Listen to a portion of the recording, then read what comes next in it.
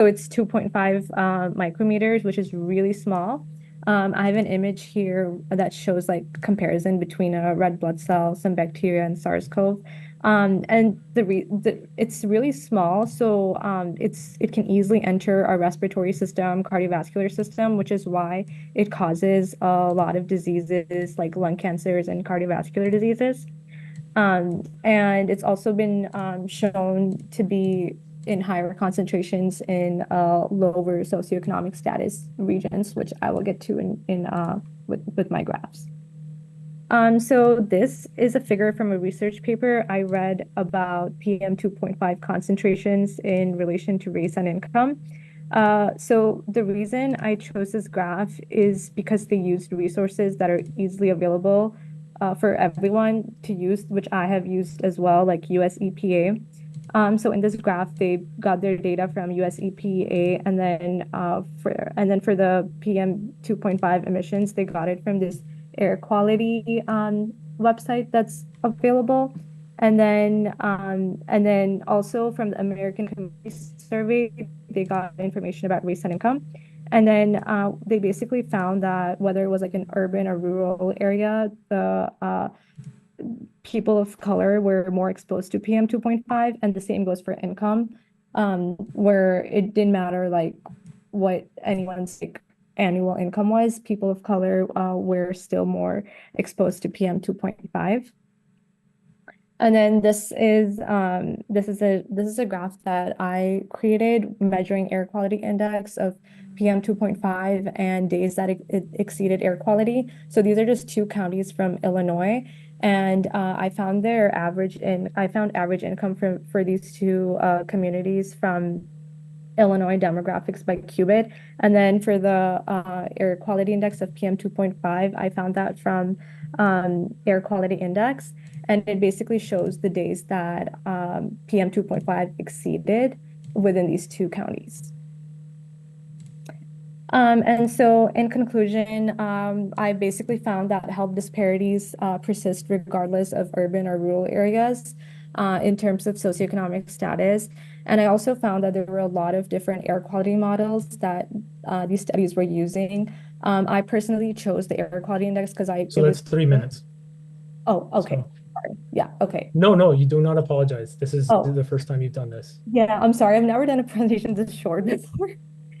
No, Um, it's okay. so Yeah, so in terms of air quality models, I chose air quality index, and that's what I'm going to be focusing on for my project. And then I also found that data on air pollution in low socioeconomic counties is very limited. So that's something I also have to keep in mind moving forward. All right.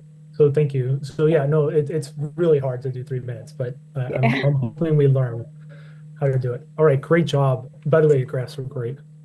Thank you. Um, I apologize if I'm mispronouncing anybody's name, and correct me, please. Lashea Ashford, Lachey. You say it Lachey. wrong Damn every it week. all! And you've told me every week. I really, Yeah, I usually have everything phonetic. that's So fine. no, no, no, it's not fun. I suck. Okay, I'm gonna Go try ahead. to share. I don't know if I'm gonna do 3 minutes, but I'll do my best. I will cut you off. Okay. Um, let's share.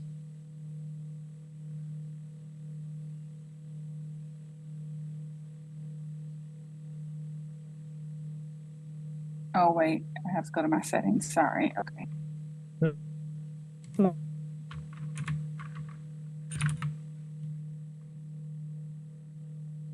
All right, let's try again. All right, there we go. Right. So, Wait, sorry. So, I gotta make this bigger if I can. no, you're fine. Oh, You can. I can make this bigger.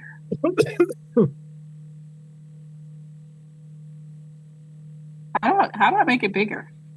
So Go if you to go to slideshow. slideshow, Oh, it's gonna go. Oh, okay, perfect. All right, now you can start. okay. Okay, my name is Lachey, and I am doing access to chiropractic care amongst public and insured population. So basically, access to care. So I'm investigating access to non-traditional care options amongst the publicly insured, and that's like Medicaid and Medicare. Non-traditional care is pretty vast, ranging from like naturopathic physicians to acupuncturists to chiropractor. So I focus specifically on chiropractic care. And why I chose chiropractic care because chiropractors are licensed care professionals, Western professionals trained in care. The name is alternative quote unquote care. So, like naturopathic doctors, they use like non-pharmaceutical methods to treat muscular skeletal disturbances, peripheral neuropathy, and other non-emergency conditions. Plus, they're the third largest medical category and the only non-traditional medical practice licensed in all 50 states. So why is this important? Why is having access to more than just hospital care important? Um, I got a couple of reasons listed. First, it helped improve medical infrastructure by lessening the stress on emergency medicine and hospitals.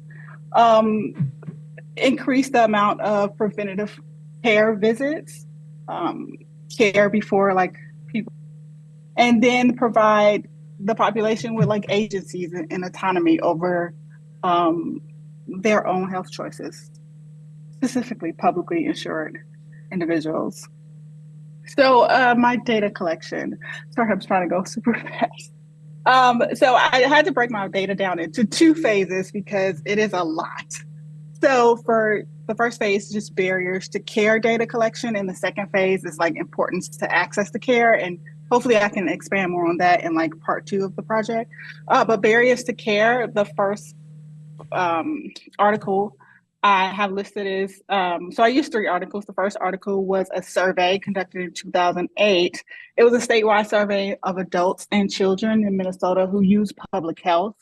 And they did a survey asking about like the barriers they are problems they experience getting to healthcare. And it was a couple of categories. It was the coverage to barriers, financial barriers, access, family work barriers, and provider related barriers. And so they asked each family member, they contacted 4,000 people, 44% responded, and they asked each family member if they had somewhat trouble, a lot of trouble, or no trouble. I can go to that chart really quick, and this is the chart from that Okay, so it's study. 3 minutes. Oh my Okay. goodness.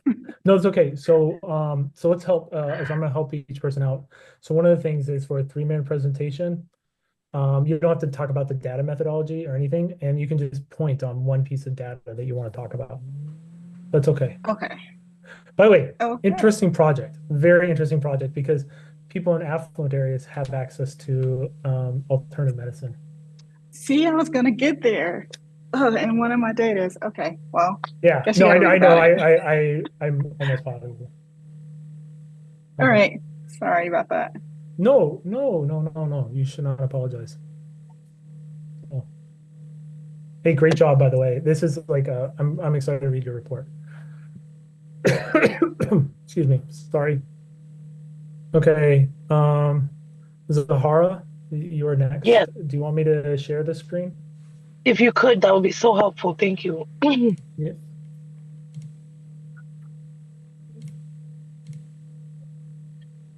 And then I'll just let you know when we need to move to the next slide, and I'm gonna start right now.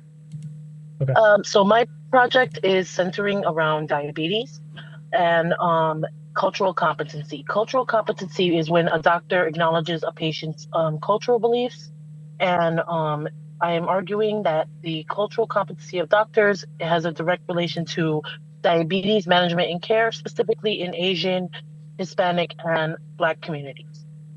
Next slide. And a part of my introduction and background is letting you know what cultural competency is. And right here, I have these two pictures that I got from the internet, and one is showing how big the disparity is just in the Black community.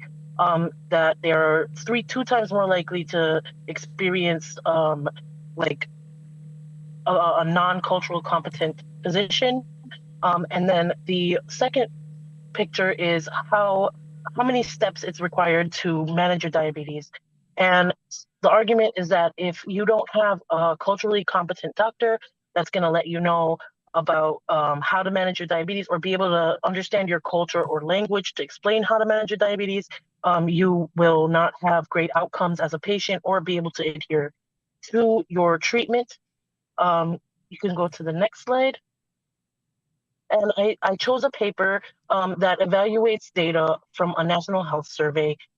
And they chose data from this survey, looked at all of it, and found that there was huge disparities in these communities, and that they don't experience culturally competent doctors as often as their white counterparts do.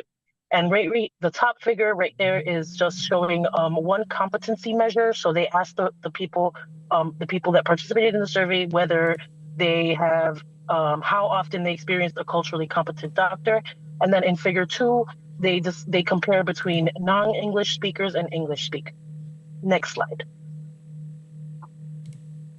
And my conclusion overall is that, and this is just initial because we're in the beginning of this project, I'm going to continue with this project throughout, but the conclusion is that that cultural understanding and respect with a doctor is very important and is significant and contributes to the outcomes of patients, and that we can do things to help improve this, like introducing training programs, or even offering evaluating different doctors' cultural competency by conducting surveys on providers rather than just patients.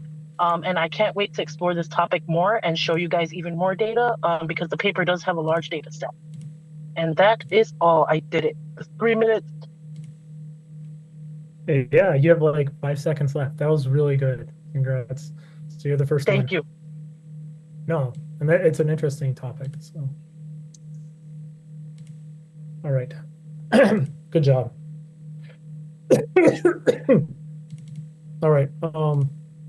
Sorry, I just got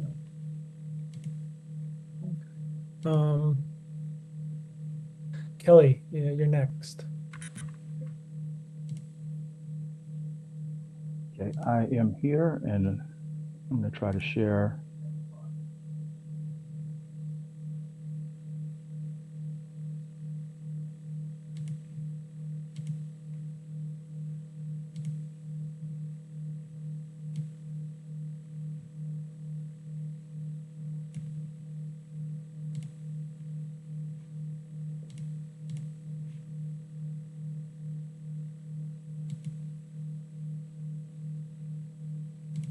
Did that work?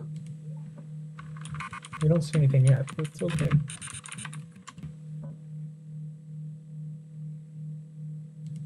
I have a PowerPoint that I'm using. So if you hit the green share button at the bottom of Zoom. Okay.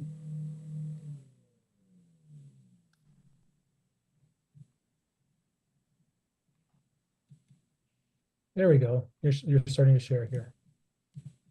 Yeah, there we go. That's actually, though, the wrong one. Oh no.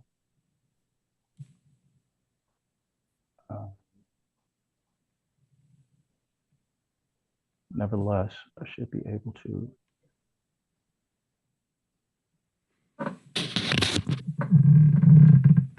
This is the one, and if I close this one. I think if you go to slideshow.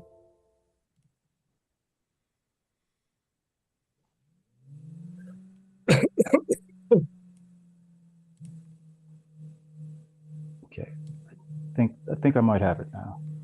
Okay, no problem, Kelly.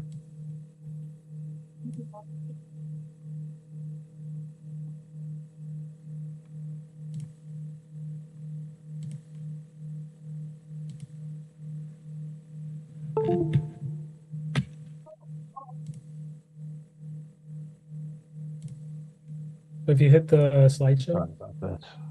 No, you do not apologize. We're here to help each other out. If you from beginning, Okay, I'm trying to.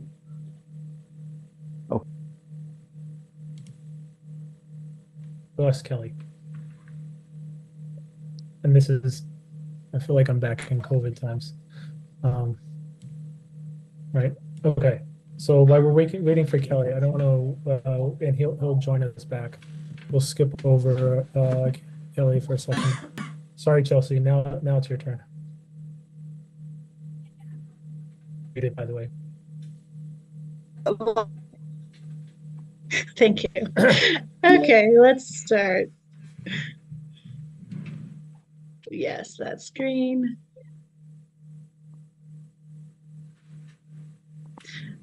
So I'm very familiar with Teams, so excuse me while I take a moment. Okay.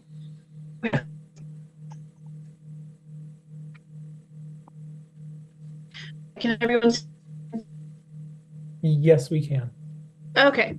I've decided to do a little bit of research about the immigrants and refugees to this country and the incident prevalence of tuberculosis here.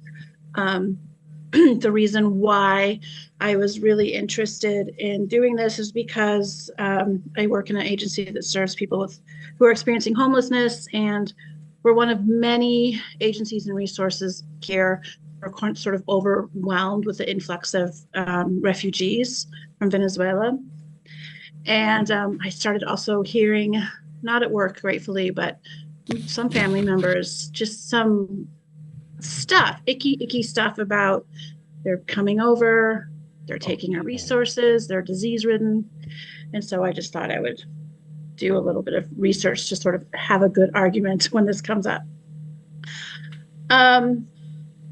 There is a higher incidence of tuberculosis after the COVID-19 pandemic that has been falsely linked to the recent influx of refugees and immigrants to the United States. And as you can see by these two Facebook posts, that's pretty hateful. One is tuberculosis, once considered eradicated, has arrived thanks to Joe Biden's illegal aliens. And the other one states, it was completely eliminated from the United States until the invasion was orchestrated by the deep state. However, the Center for Disease Control clarifies that the TB cases between US born and non-US born remains relatively consistent. And in fact, most new cases can be, they're not new cases, but they're a reactivation of latent TB. So it's not a new transmission. Approximately 85% of all the cases last year were attributed to latent TB. So going deeper into the research, sorry, I'm trying to do my notes, not good at multitasking. There was, as you can see by the first graph that's in blue, that the incidence of TB has been in a relatively decline in the past 27 years, with a pretty big dip in the beginning of the COVID pandemic. There's some speculation that it was because it was misdiagnosed. Their surveillance system wasn't sort of catching all of the new cases. And then it's been steadily increasing since the pandemic end. However, that you see the population that's kind of facing the burden of this is in the lighter blue, in the darker blue are non-US born citizens. So they're the ones who really, really carry the burden of this disease. And then the second chart, I wanted to look at sort of there is. So Chelsea, that's time. Okay, thank you. So, no, by the way, thank you so much. Yeah. The TB thing is so cool. I'm not like TB is cool, but yeah, studying this. Thank you very much for sharing. Yep. So, thank you. Bye. Thank you so much. We'll stop sharing now. Yeah, it's really hard to do this in 3 minutes.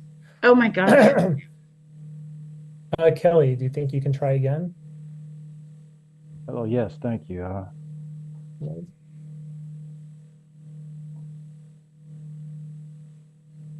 I love how, Professor, like you're very like shy about how doing this to us, but you're still making us do it. Yeah, I am still making you guys do this.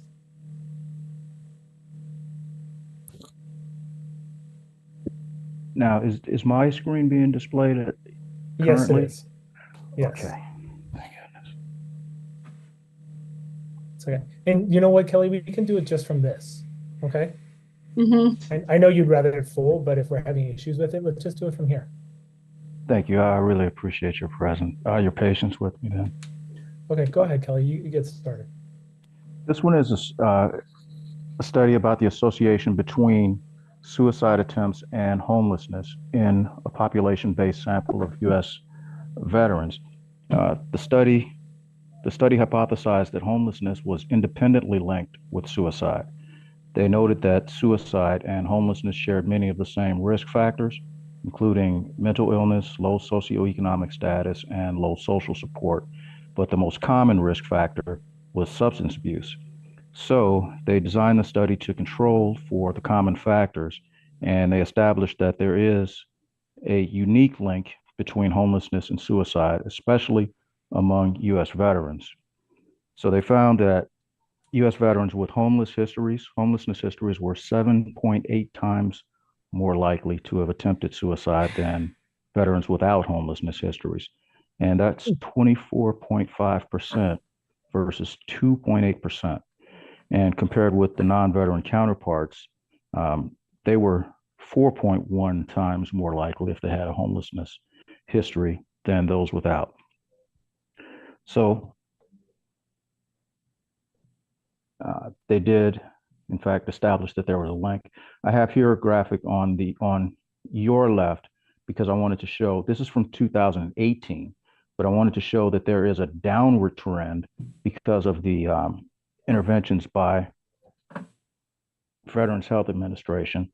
And the graphic on the right is just to illustrate that, and this is also from past, just to illustrate that suicide rates for veterans were slightly over twice as high as for the general population.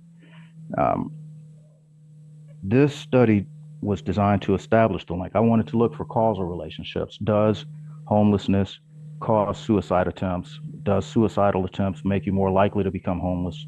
Is there a factor that just being a veteran causes both or neither or either? But that'll be for future research. What they did note was that with these programs for substance abuse, homelessness prevention, and suicide prevention, they are effective, but they are all separate programs. So they advocated that because there is this independent link established between homelessness and suicide attempts, if they were able to synergize the suicide prevention and homelessness services, then that would better serve high risk populations. That is my conclusion. Great job, and that was an interesting topic. So thank you for sharing. And perfect timing. The timer just went off. All right. So thank you, Kelly. And and it's always hard to come back from when you're having difficulty with technology. And by the way, next time we do this for project 2, we're going to go reverse order of alphabetical order. And then project 3, we're going to start in the middle and kind of, kick it out from there. Is Tiara here? Let's see then. Okay. Maricela?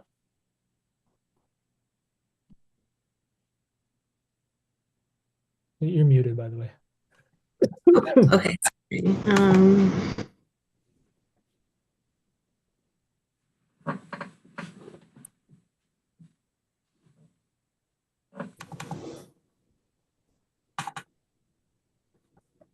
Can you see it? It's loading. It just says it's started to share.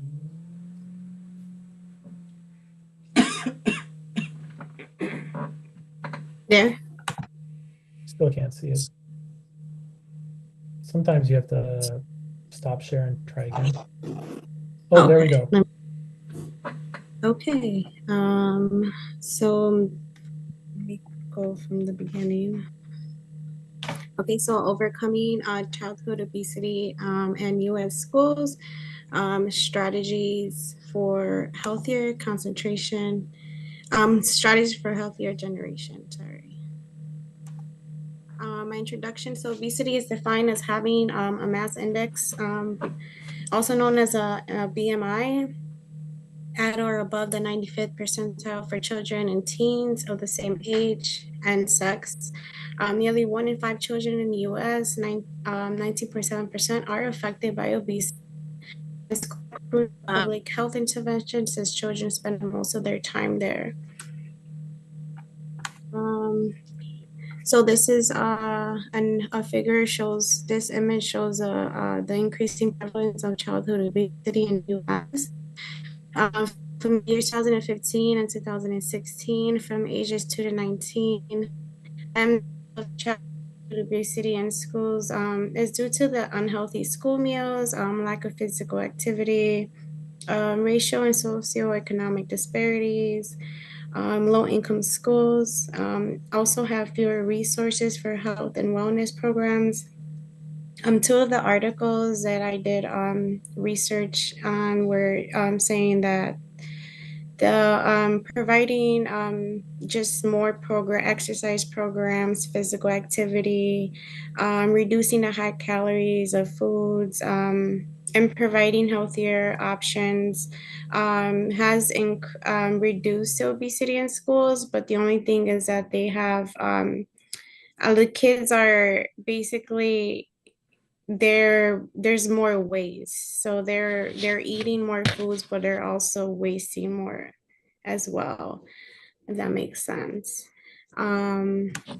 So in conclusion, for the public health interventions in schools, there's ways to improve. It's by adding nutrition standards for school meals, such as more fruits and vegetables, customized healthy programs that would meet different demographics, replacing sugary snacks and drinks for healthier options. Also, like replacing highly processed cafeteria foods with healthier options.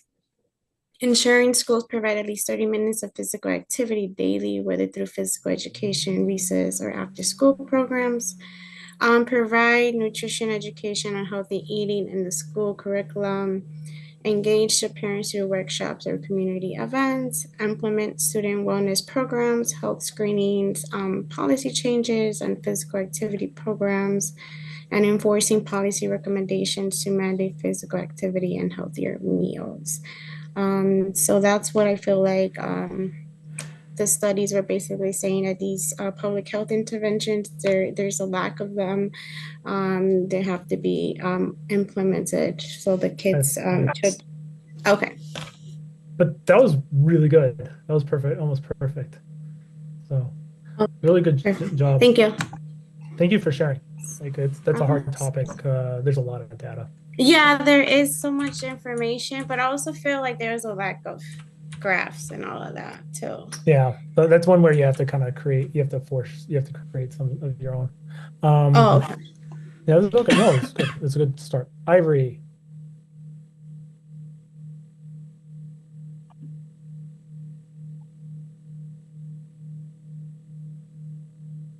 You can share whenever you're ready, Ivory.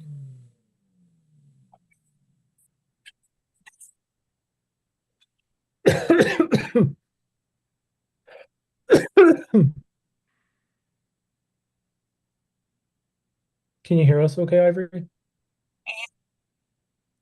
We can't really hear you. Oh, can you hear me? Yeah, we got you. Yes. You can see my screen or no? No, we can't. Not yet. I didn't know No, there's so many privacy settings on sharing your screen. that's on your end. That's on your computer. You're not on It's a Zoom enough. MacBook. Okay. No, I have a MacBook too. Oh, there you go. Yeah, there you go. Yeah.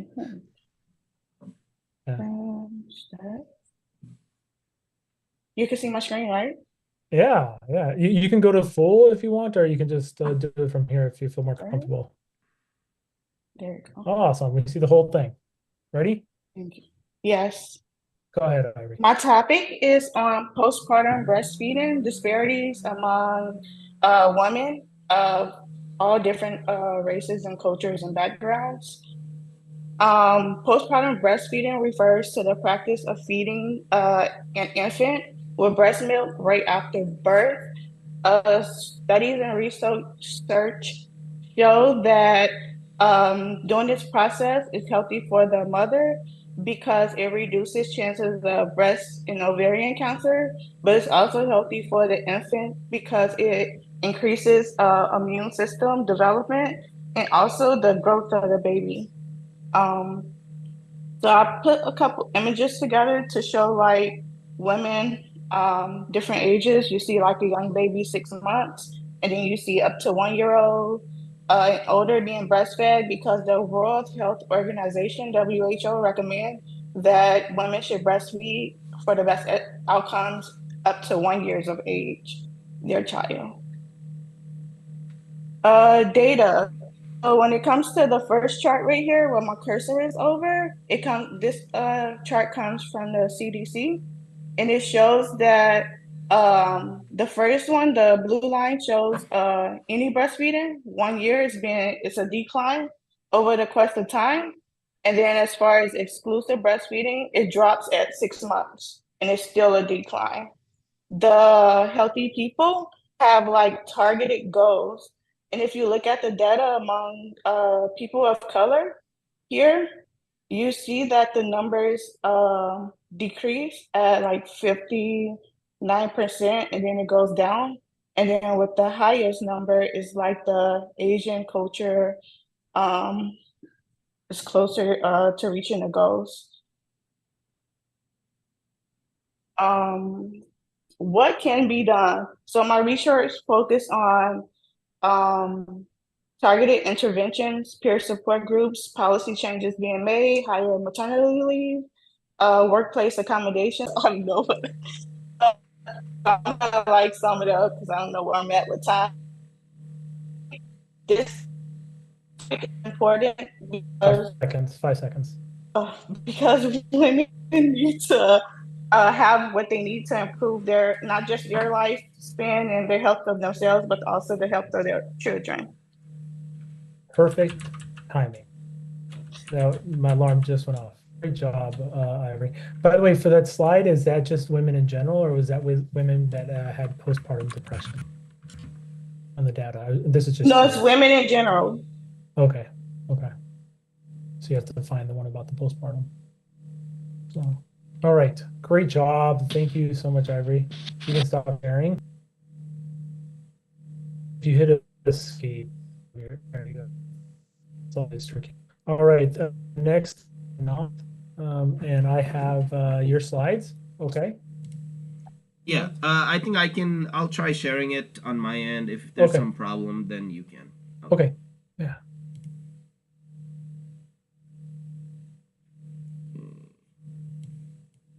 I have two screens, so I just want to make sure the correct screen is shared. I fully understand. Excuse me. Okay.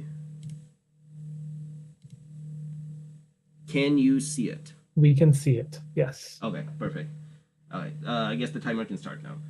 Contraceptive accessibility and perception of mixed methods analysis of campus vending machines and scholarly research. The literature review is by me. Data collection is by me and Prabhu in cooperation with Student Health Services at NEIU. And currently, the data collection is the data is being collected right now as we speak.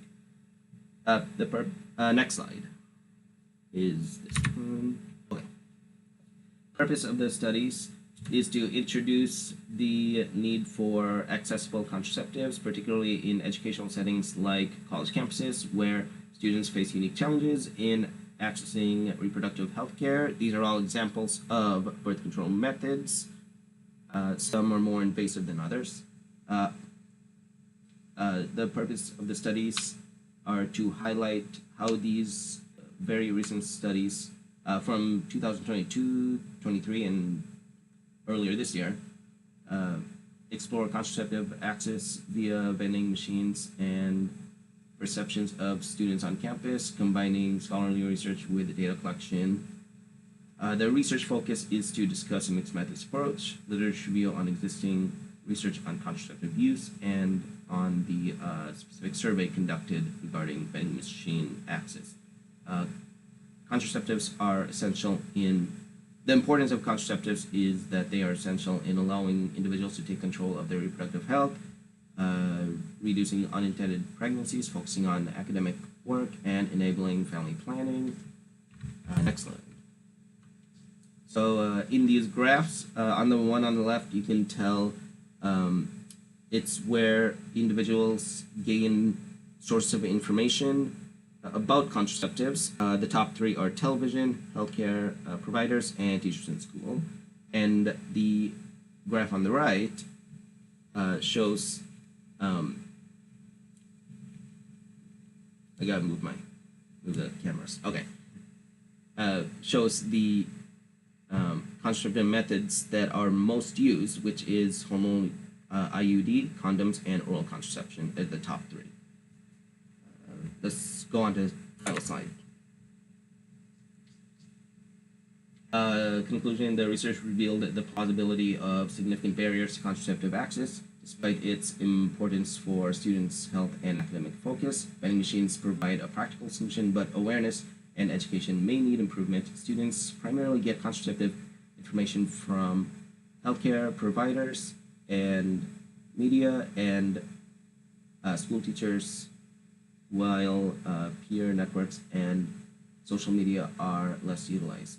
The combination of scholarly research and direct data collection through convenient sampling can definitely help to capture a snapshot of student perceptions and usage on the NEIU campus. What I learned that while vending machines offer a convenient option for contraceptives, students should be better informed about their availability. Formal education and healthcare providers are trusted sources for contraceptive knowledge, but there's potential to use social media and peer networks more effectively. School teachers are a necessary source to bring information to the surface. Future research should focus on broadening access and understanding how different student demographics engage with these resources. That is perfect timing. I was just about to tell you 3 minutes. Okay, perfect. So great job, and thank right. you so much for sharing. It's very interesting. All these topics are great. I'm already learning this stuff. So you can stop sharing. And are you? I was wondering, are you able to see the cameras on my screen? No. Like the webcam? Oh, okay. Okay. Yeah. It's hard to tell exactly what you can see. Okay. Yeah. No. You can just. This is different than WebEx and Google Meet. Okay. Yes, it is. All right. So stop share is green button or up at the top. If you go to the top. New share or. You should be able to stop share.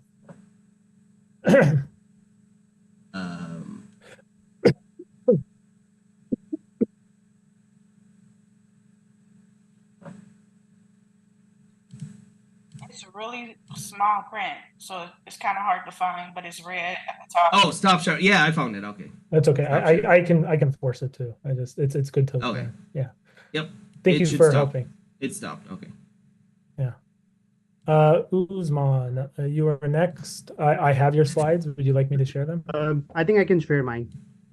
Oh, okay, cool. Yeah.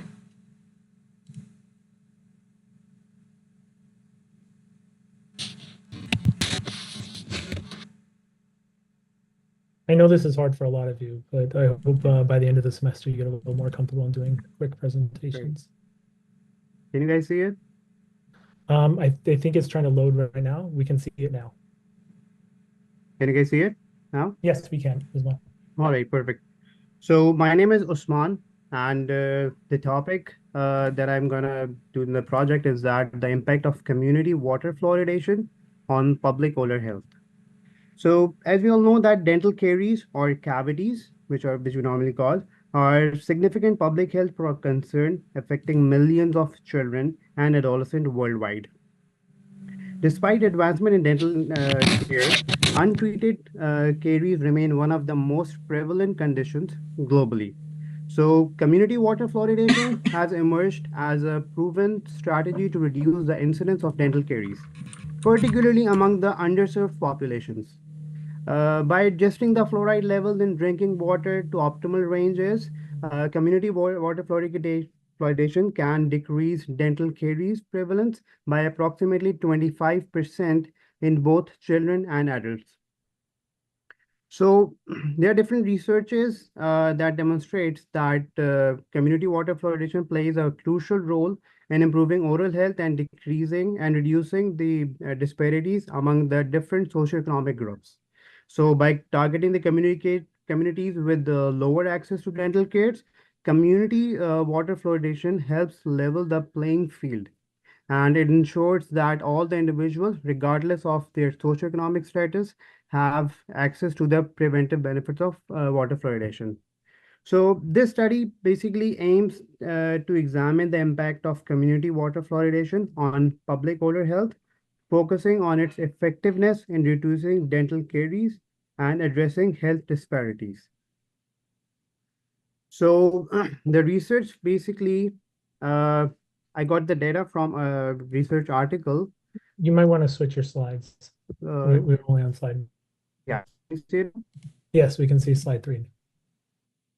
Basically, this is an article and that I got from the internet, and it was a research done in North Carolina, and they analyzed around 2,000 students at the age of like 10 to 19 years, and they chose a DMF index. DMF basically means decayed, missing, and filled teeth. So if any of the children, any of the kid have a decayed or a filled tooth, they consider it to be like it's a diseased. So what they did was that they took the data from those people who do not receive fluoride water in their regular drinking waters, and they compared it with the 100% exposure to the fluoride. Like one population was that they're not receiving water fluoridation, and the other was receiving it. So they kind of analyze their data and try to figure out that if they see a reduced number of cavities in those population that has more fluoride in their water. So what they came up with that in 0%. Usman, that's 3 minutes. Okay. No, it's okay. It's hard to do get it in 3 minutes. I'm sorry. But no, you don't. Please don't It's apologize. just the You're first time, but I run out of time. I'm so sorry for that. Oh, don't apologize. And many people have, and we're all learning together, right? So Yeah. practice. So really good job, by the way. So thanks for sharing. And this the fluoride is like a huge issue. So Yes. I grew up in the largest area that didn't have fluoride in their water in San Diego County. So all right. Yana, I have your presentation. Would you like me to share? Yes, please. Thank you. Yeah.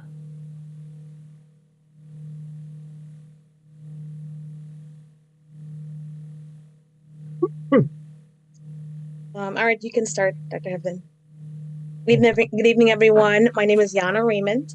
My topic of interest is maternal mortality, specifically in the Black community. The title of my project is an in-depth analysis of economic inequity and its impact on maternal mortality in the Black American community. The next slide, please. Oh, that's not showing up. Well, there was a clip art picture there. However, it's not showing. I'm gonna stop sharing for a second. Let me pause. Let me see, because I saw it, but maybe when I shared.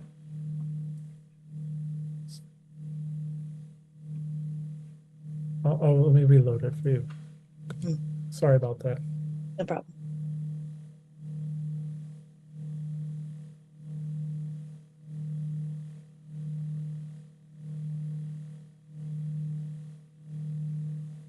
Yeah, it doesn't show it. We're gonna share the screen, okay? Without going to full, because when it goes to full, it takes the clip art out. Okay, sounds good. Sorry about that. No problem.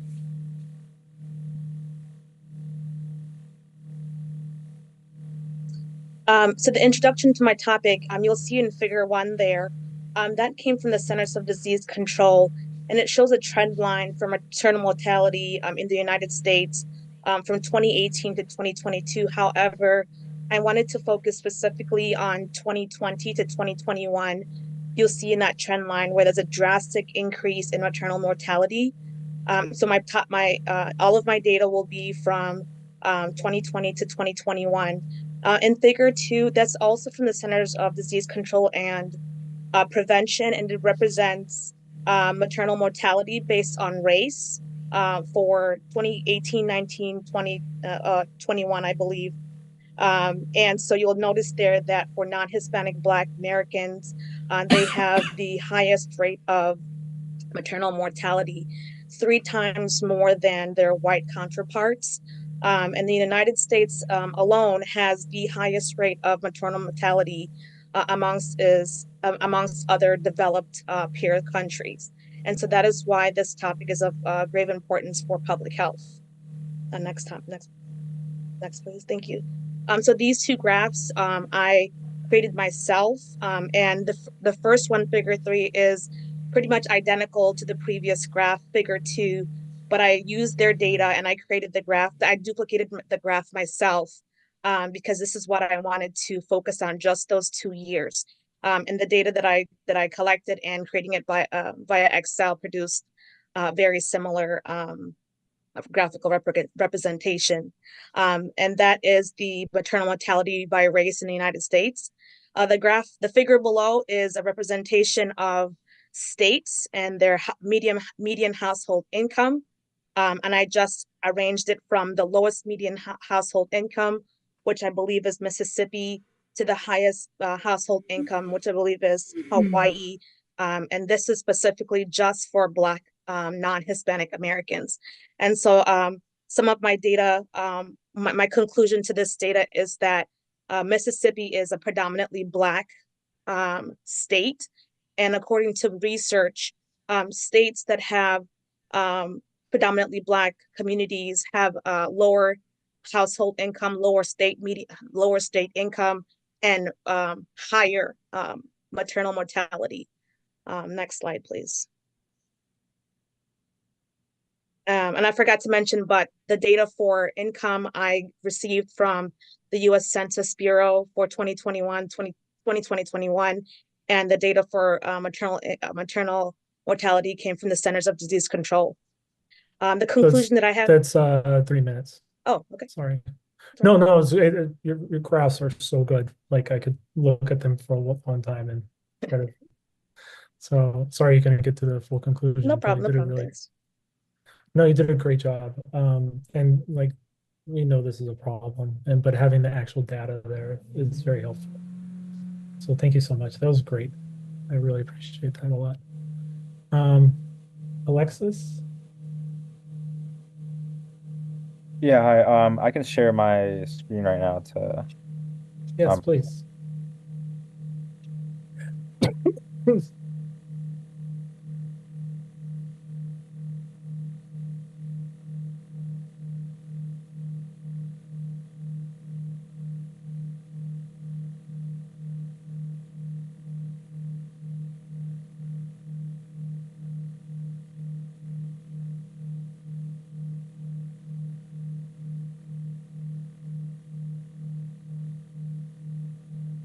Yeah, whenever you're ready to share.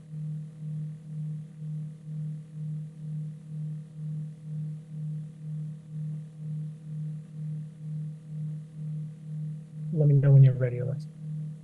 All right. Can you see it? I just started sharing it. Yes. No, we can see it. Yeah. Okay. All right. Yeah, I'm ready. Go ahead. All right. So my project will be about obesity in the Latino communities, particularly here in the United States.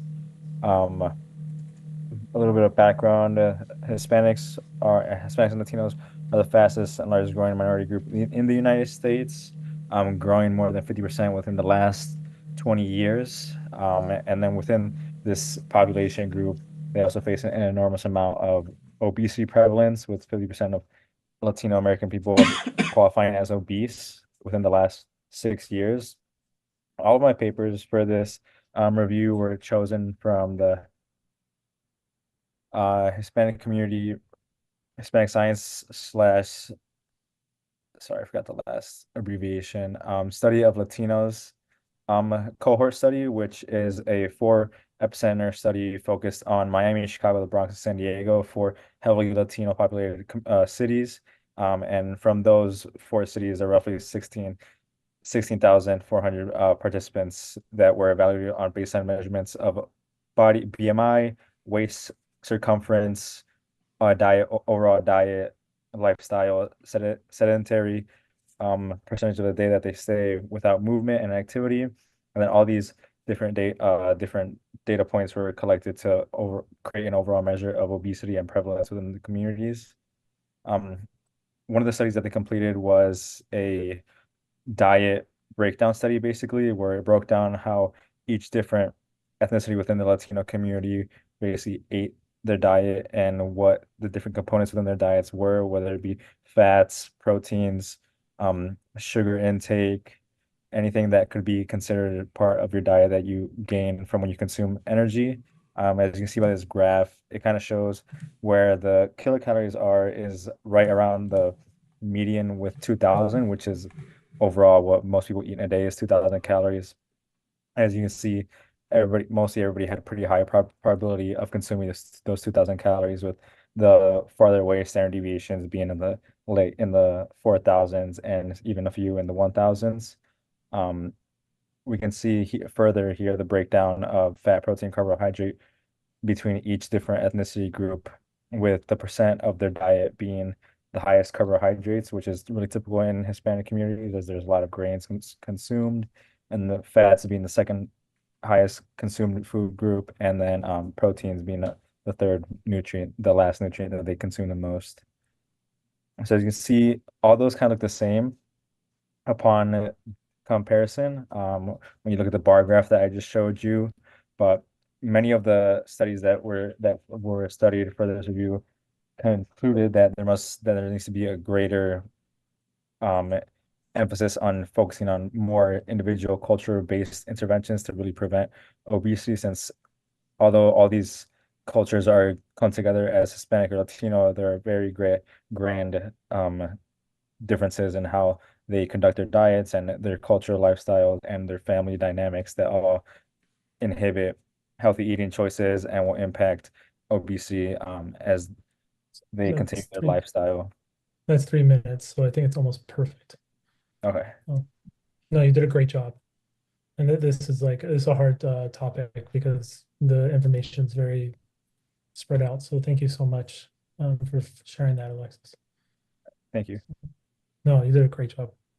Hiba, I believe I have your presentation. Would you like me to I can share? open mine if that's okay. Oh, of course. I would prefer that. Okay, I'll share mine.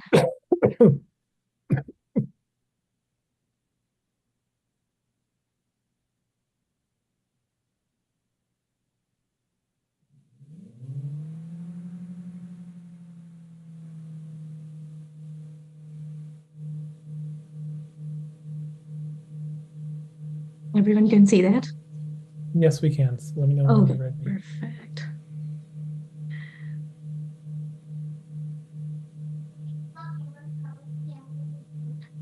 How to maximize If you it. go to slideshow to the left, you have transitions, animation, slideshow.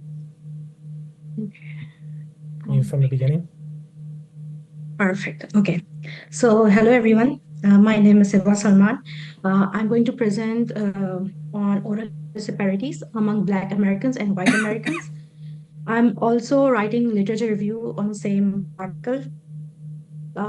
So the background on disparities between Americans and the overall health disparities are critical aspect of overall health and well-being.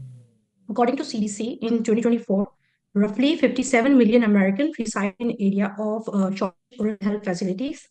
They are specifically from rural communities. This bar chart provides compare tooth loss, complete tooth loss, and evidence of complete tooth loss among older adults between Black Americans and white Americans. Significant older adults issues like diabetes related to tooth loss than compared to white Americans. This underscored the need for targeted public health intervention to reduce these disparities. This is the demographic table, I would say, I have created. I have cleaned up the data for my future work, in which I have emphasized, I have taken the population, Black American population and white American population in 2021. And I have taken the data of tooth loss, complete tooth loss, cavities, and other things also. But my emphasis is on tooth loss, like one tooth and or complete loss in 2021 and then in 2025, like the prediction in 2025. The research can help in evaluating the current effectiveness of dental interventions. We can also get an insight on future research to overcome early loss or related issues. In future presentations, key like income, education, geography, insurance status will be the focus of the data. Thank you. Great job. That was great. Good timing and Thank everything. you. Thank you. Oh, I love the data presentation. Yeah, I've never seen, I never see data related to the teeth and gum disease. I was very scared. You did a good job. Thank you. Bonita,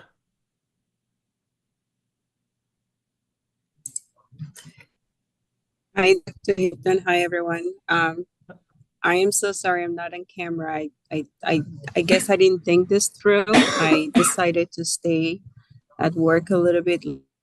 One of my computers from work, it doesn't have a camera, so I'm going to go ahead and share. it's okay. You don't have to have your camera. Okay. Okay.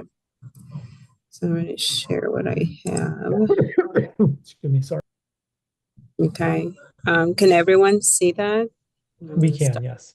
You probably want to go to your first slide. And then you can start your slideshow if you would like. Go to slideshow. You have transitions, animation. There you go. Okay, from the beginning. Okay. We're good. You see it. Okay.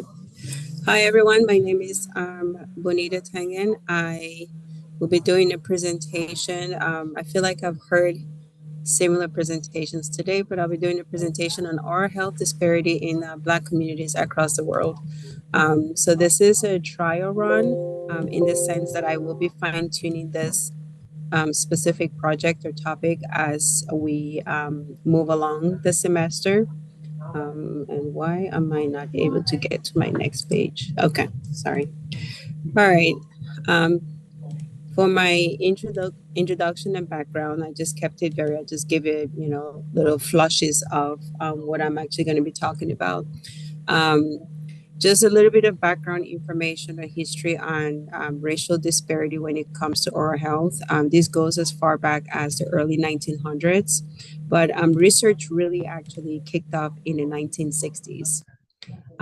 There are a lot of limitations when it comes to oral health, which is very much embedded in racial disparities. And that's why I have here on the right-hand side a social determinants of health, because we can't look at race as the only factor that affects oral health in different populations. There are other factors that affect it. For example, we have education, economic stability, social and community context, where you live, neighborhood, and access to being able to get these oral health services. And then I do have my presentation here of just a basic idea of oral health disparity, and I use California as my example. Of course, as I said, I will be fine-tuning. I will be keeping my data specific to the topic. I would like to branch outside of the United States and give more information on other parts of the world. But here is a graph that shows the disparity in oral health diseases. Specifically, in this case, you have tooth decay, and you can see that there is a staggering difference between the African American community compared to the white community. So I'll just take those two as examples right now. And the conclusion that I have here is that when we compare brown and black health disparities, it's not just, again, as I said before, it's not just limited to the United States. We can actually see very similar occurrences in other parts of the world. UK, for example, there are inequities between Indian, Pakistanians, and white 5-year-old children, where you can see that there's a vast difference in oral health and oral health access between those two groups. And also even in Brazil, you can see that the Black Brazilians, or the Black and Brown Brazilians, are 1.5 and 1.4 times more likely to report poor oral health compared to the white Brazilians. So that's 3 minutes. Okay. So great job. This is here. By the way, really good job. Like, this again, both you and Eva, like talking about oral health is something I've never seen before in my years of teaching this. So I really appreciate it. Yeah. Thank you. I'll stop sharing now. Yeah. Yeah, I'm really excited to see in the future what you see outside of the US as well. And last but not least, sorry, Zubia, but you will be first next time. No problem with that. I'm okay. All right. So share whenever you're ready. Can you see it? Yes, we can see it. So Is it just halfway or a full screen? I'm not sure. you see like your whole if you hit the little share thing at the bottom, and You don't see the the page slideshow, yet? we see it better now. But if you hit the slideshow thing at the bottom, Yeah. I'll do it. Is it better now? yes. Okay. Good evening, everyone. I am Zubia, and for this project, I am focusing on water pollution, specifying about the pesticides contamination in India. So basically, the water resources in India and in most of the countries, the water which we drink, the water which we use is basically from the rivers and the lakes. But then using pesticides for increasing the crop growth has been a hazard for since many years. And the two major areas where we get water from, the two major things where we get water from is groundwater or river water, and both of them are getting contaminated due to the pesticides. As you can see here, that groundwater is also getting affected with pesticides, and river water is also being affected. And as we know that India is one of the countries which is uh, one of the countries which provides us with a lot of agriculture, which also exports food products. And so it is important to make sure that water bodies and all the other things stay safe, so that the people who are getting it are not affected by it. But then the pesticides in water have been affecting. And as you can see here, there's an estimation of different pesticides in other countries and specified to India. And in India, you can see that insecticides have been used a lot when compared to the other countries.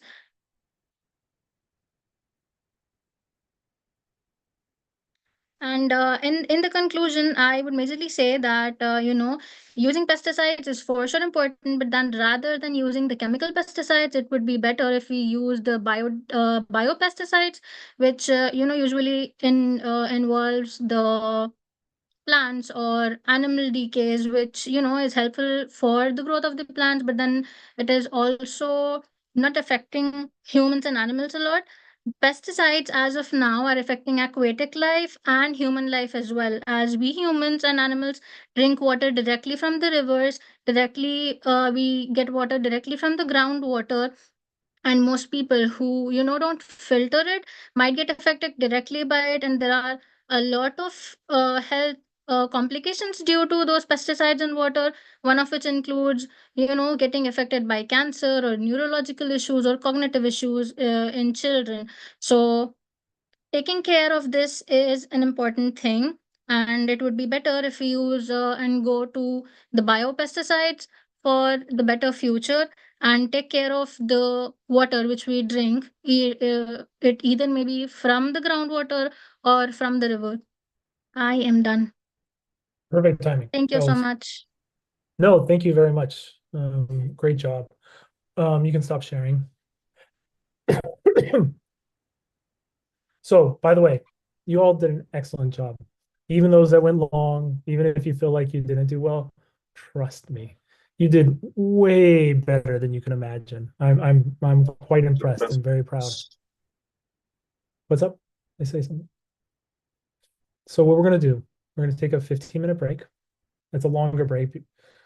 We will go as long as I feel comfortable in talking, and as long as I'm doing okay after the 15-minute break. I apologize again, those that weren't here earlier, that I'm still very sick, and I'm very sorry. I feel really bad. So 15 minutes. So let's come back at 7:40.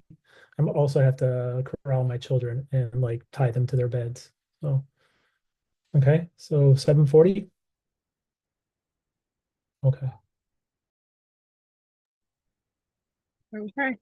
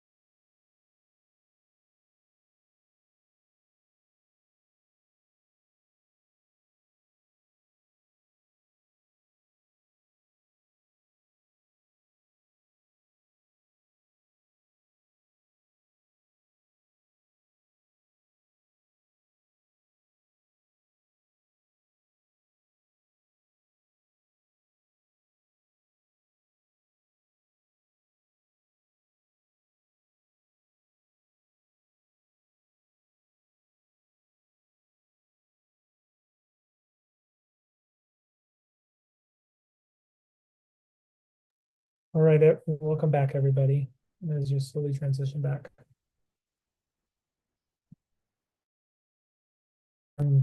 Cannot tell you how impressed I was. I know it's hard to do these little weird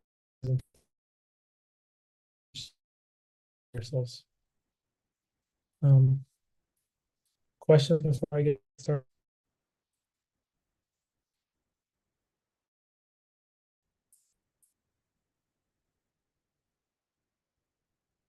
Any questions?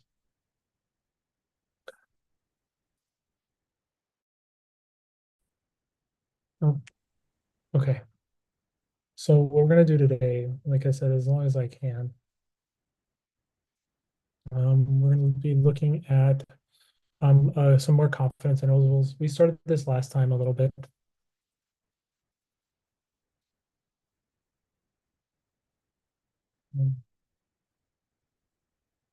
Okay. Sorry, hold on. Make sure I have.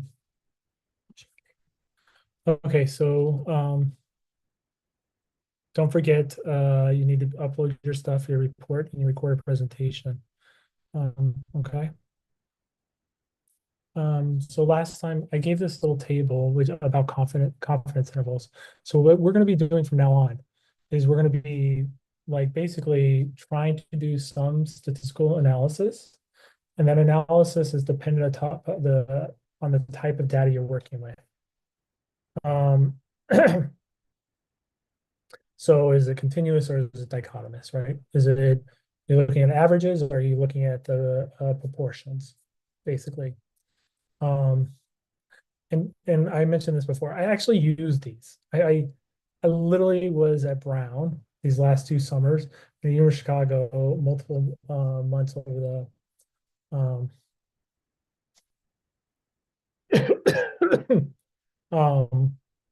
and we were doing some data analysis. I brought this book just as a guide because I like how it breaks it down. And there are better ones, but it just makes it so simple, especially I was working with community partners in both situations that don't have statistical analysis. And so we kind of sat down a little bit and talked about why we're choosing what we choose.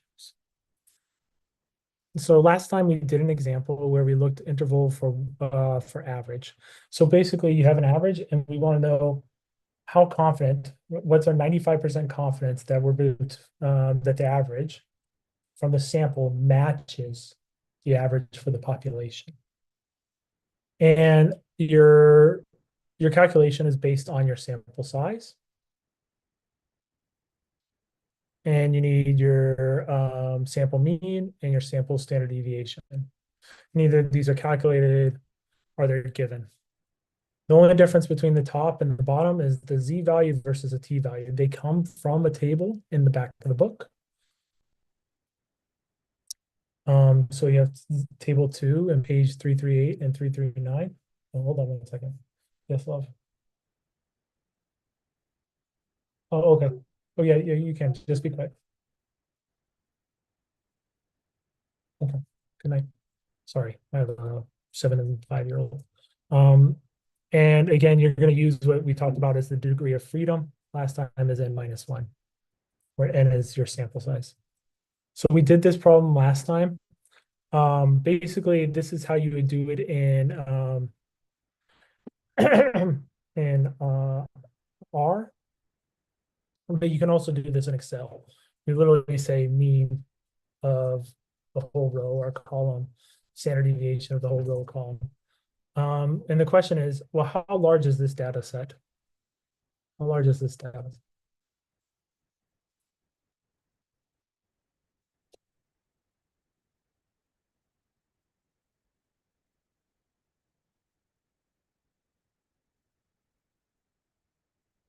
Not a trick question.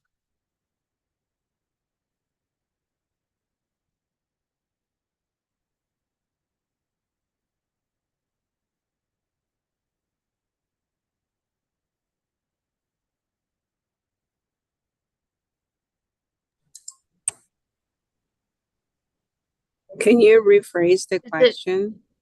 How large is the data set? 9. Yes. Why is it 9, Chelsea? Just because there's 9 3-digit numbers. Yeah, so yeah, and Benita was asking a good question. Can you rephrase it? And the reason I wasn't rephrasing it is I wanted to see somebody else could come up with it before I rephrase it. So really, data set are how many values are there? Right? Okay. So if nobody answered within another minute, I would have. Now the question is, do we do a normal distribution or a t-distribution? Well, notice if we looked at our table here, our sample size is less than 30, right? It's 9. So Yeah. you're gonna use the t distribution. So we have to know the degree of freedom is 8, and from the table we'll get a t value of 2.306. Okay. And all I'm doing here is I'm showing, like, this is what you would put in a calculator. Okay, and so the nice part is you'll have this for your notes. You can try to reproduce what I got. It's very important that we write the solution in an appropriate way. We have a 95% confidence that the mean would fall between these two values. And there is a question of like how many significant digits. It's actually usually only 2, but I'm a mathematician and we don't think about significant digits very often. So now what happens if we want to do a confidence interval for a dichotomous value, aka a proportion, right? A percentage. So what's the percentage of people in this class who identify as male versus non-male, right? And the non-male can be inexpensive across any paradigm. And dichotomous, remember, it has to be one of two choices. So it's not male and female because it's not two choices, right? We have people that are non-binary. So you would say identify as male or don't identify as male. So that's how you do it, two choices if you're talking about identification. And here, what we're doing is, let's say it's 4 out of 16. So it would be 4 over 16. That would be that proportion. And the formula for the confidence interval of population proportions, it looks complicated. You're just plugging in the values. So that's all you're doing. So let's do an example. Again, these examples come from the book, okay? And all we're doing is I give the example on the page numbers so that you have it for your own notes so you can review later. So they say we have 73 out of 125 had a wound size reduced by greater than 50%. So you have 58.4% of the population saw that reduced size. And then we plug all our values into this formula. And then we add it and subtract it from that p-value. So if you add it, you'll get 0.670. And if you subtract it, you'll get 0.498. So we have a 95% confidence that the percent of success in patients receiving the new compound is between these values. Okay. So really, you're using the formula. And to be honest, I don't think R or Excel might, but I know for sure R doesn't. And I think Excel and SAS do. Have an ability to calculate confidence intervals given data, giving information, but I don't know. I literally use the formula. But part of it is also understanding what the formula is telling us. Next, we want to look the confidence intervals for 2 independent samples. And we're looking, so we're going to see what's the difference between the means of these two populations.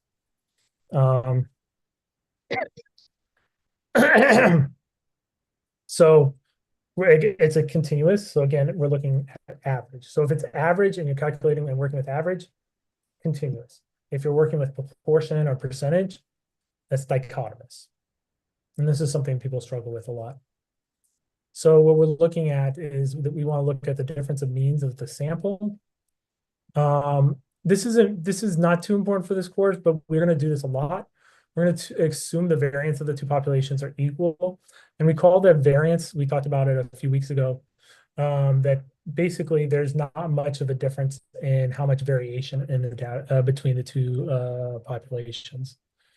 That's not a good assumption, but that's how confidence intervals work. There's a very complicated way of calculating this.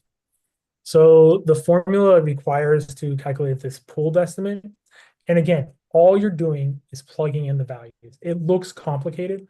You're just plugging in the values. So this pooled estimate is the square root of this monstrosity. I see this, I'm like, I don't want to do this. I literally, when I'm doing your homework assignments and stuff like that, and doing it, I was like, why are we doing this? Because one is I don't have a better way to do it without having to do it by pen and paper or using a computer to calculate it for me. Notice that if N1 and N2 are bigger than 30, we're going to still use that Z value. Otherwise, you have to use the T value, okay? And again, it really is dependent on N, the sample size. So again, I've chosen an example from the book. So we want a 95% confidence interval using the table. And again, this is from the book. I'm not going to go through the problem too much. And what I would like for you to do is, I will end class in a little bit, is to review these problems and say, I'm not getting what you got. Can we talk about it? Okay. So since the data is independent of each other, we take the difference of the means. We get this pooled, the sample pool, which is ridiculously complicated to calculate. And then I call it the square root, and that square root is this little square root piece over here under the calculation, the square root of 1 over N1 plus 1 over N2. Right? N1 is the sample population for the first population, and N2 is the number for the second population. Remember, these are two separate populations. And we're going to use the Z value. Since it's large, it's always 1.96. So thus we are 95% confidence that the difference in mean of systolic blood pressure is between this value. Thus there's a reduction. Looks like there's a reduction from X1 to X2.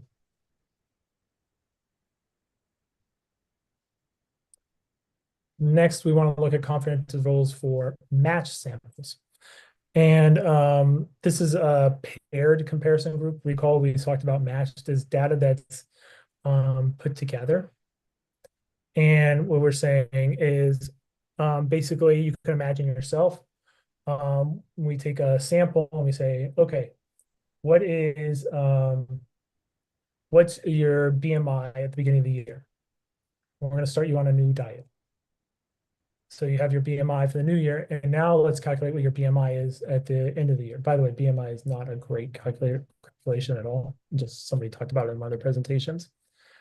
Well, that's paired, isn't it? Because it's my BMI at the beginning of the year, and then it's my BMI at the end of the year, right? So they're dependent. And what I'm going to look at is what's the difference of my BMI? What's the difference of the next person's BMI? It's the difference of them. So it's the difference of the mean, right? Oh, go ahead, sorry. Go ahead, Chelsea, or somebody had a question? No, sorry, I was just, I'm struggling a little bit, so that was just a sigh. No, it's okay, and I'm going fast, and I recognize this. So what I would like, again, please take these slides. I have an example for every one of them. Read the problem and try to do it.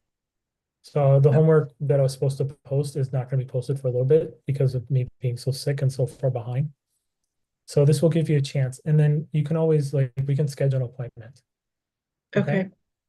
Thank you. Yeah, and it's a lot. This is a lot, and I recognize this, okay, for everybody. So again, the calculation has a Z and a T because we're talking about averages. So This is example number 2. So we have some base value, and then we have some intervention, and we find the difference between each of them, right?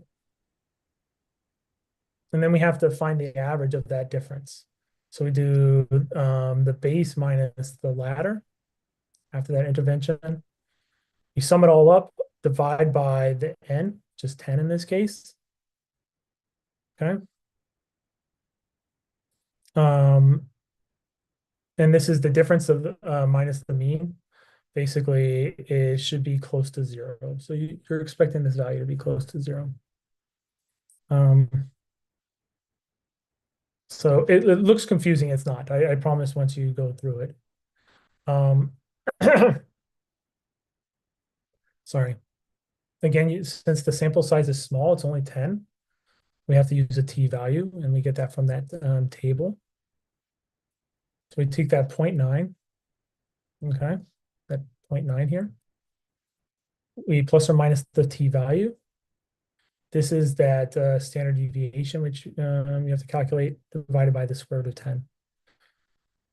And we have a 95% confidence interval for the mean difference in blood pressure in 4 weeks. I want you to notice here, there's something interesting about this problem. Notice that 95% confidence interval includes a minus and a plus, right? So what do you think? Do we think there's a big difference in my blood pressure over those 4 weeks, over that intervention?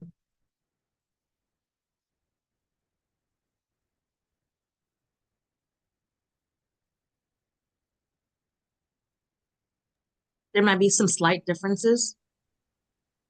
Yeah, but not much, right? Because we include the value of 0, right? Which 0 means no change. But yeah, I agree. There might be slight differences, but I'll be honest, I'll be like, if I'm in clinics and I see somebody presents this down, I'm like, I'm not doing this. I might actually hurt their blood pressure. Please don't do that. Right? Yeah, that's a good point. So for the last problem, since 0 is in the interval, we can say there's no statistically significant difference in blood pressure. And we'll talk about what we mean by statistically significant difference. This is a huge phrase in statistics.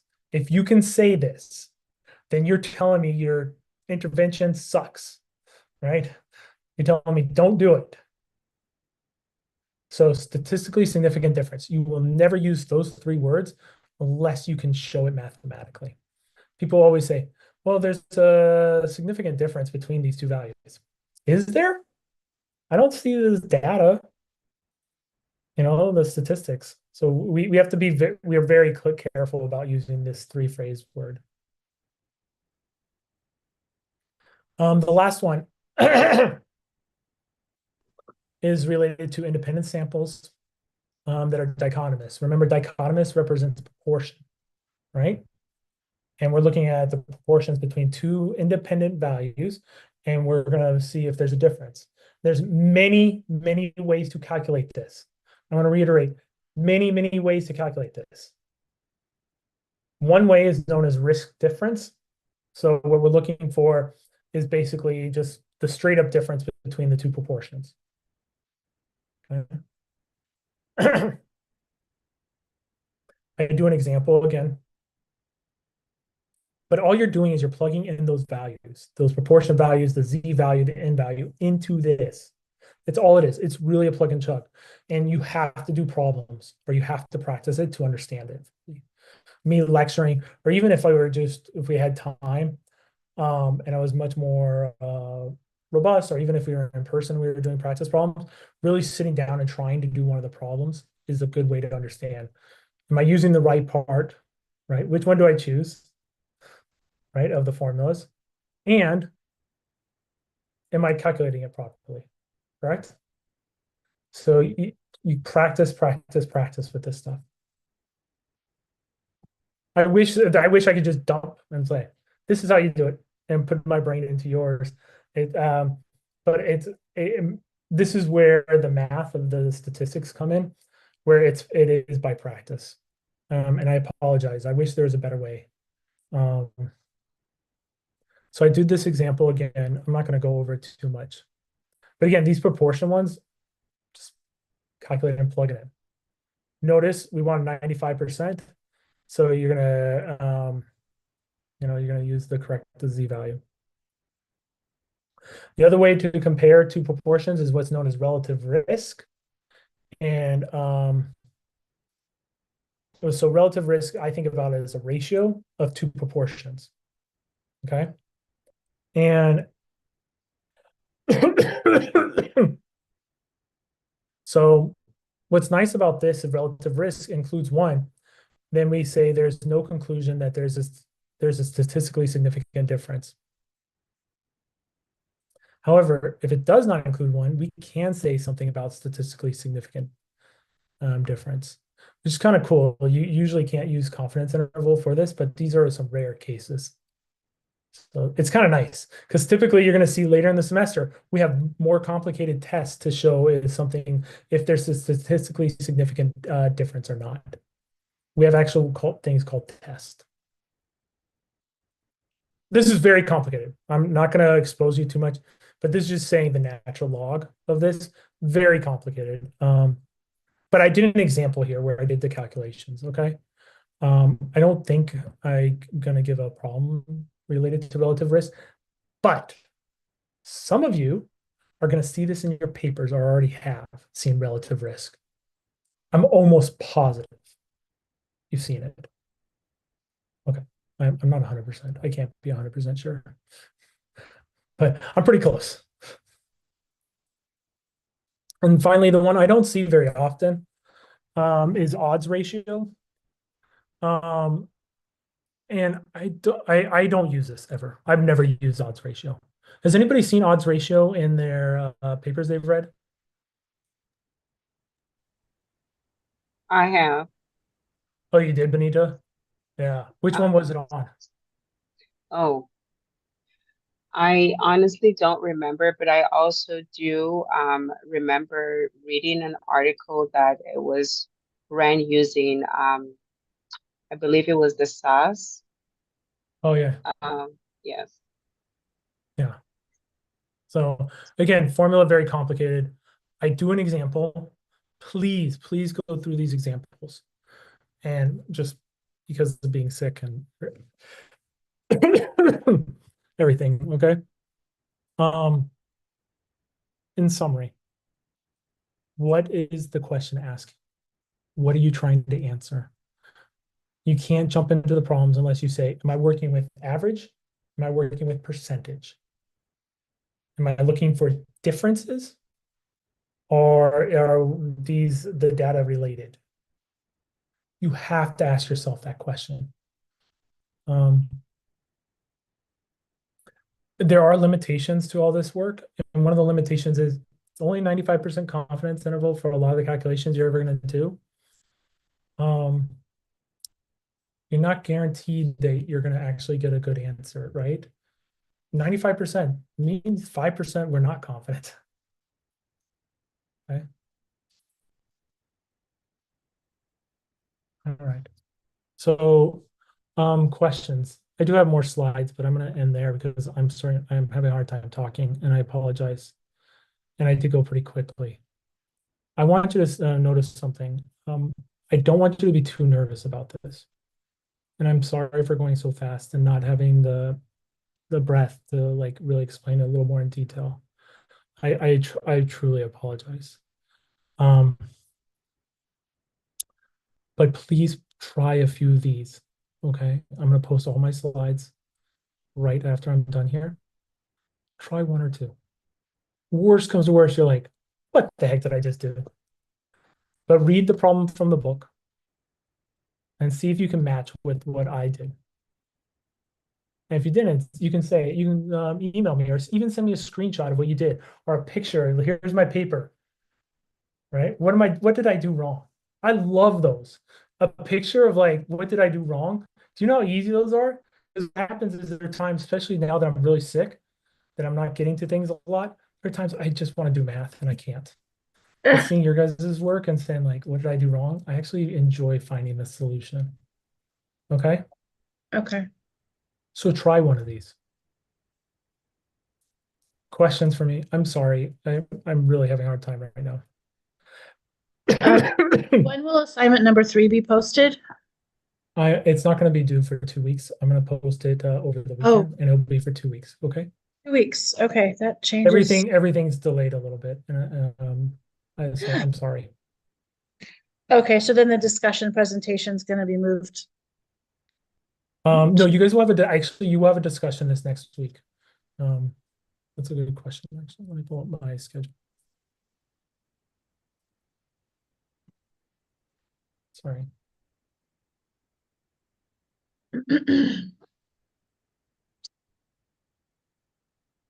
Yeah, I will get better. I'm still trying to figure out what's wrong with me.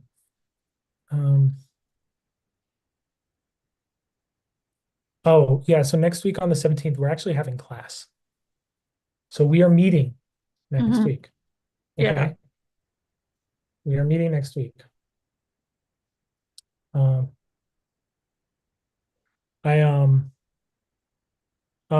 I do say assignment number 3 will be posted. Yeah, or due, I think. But yeah, I'm gonna post it next week, and so it won't. Assignment number 3 is not due until November 14th.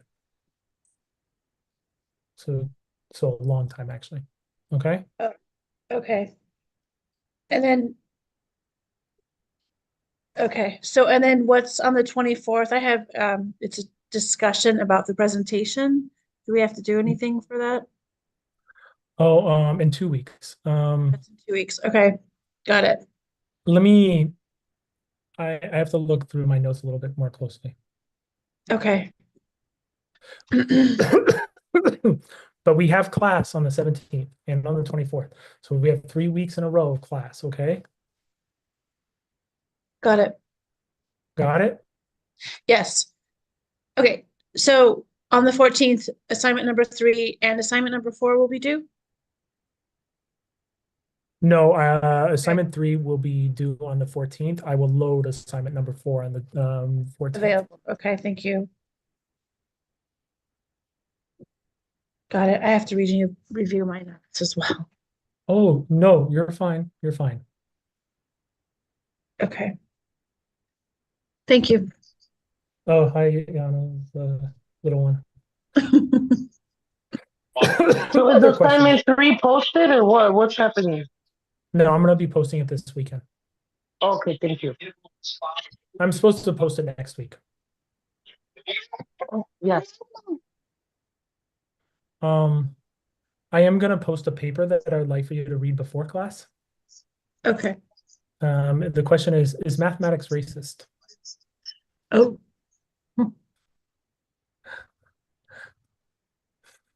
Yes, Benita. Just to clarify, today is it just a presentation that's due? Yeah, and the report, yes. Oh, okay. The report as in the presentation? I just want to make sure we're Yeah, talking about. it's the report related to the Okay. presentation. That's correct. Okay. Yeah. Okay, thank you. Thanks for asking. Other questions? My report, was there like a limitation on how many pages or? If it is like 15 to 20 pages, I'm gonna come back at you and say limit. No, it's about like maybe 7 pages. 7's fine. I think I said something in the expectations, but okay. So all right. It was great to see everybody's talks today. You have no clue. This made my day.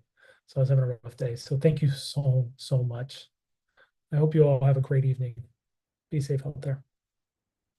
Bye, everyone. Thank you, Dr. Hibben. I hope you feel better. I will. I'm finishing it right now, so.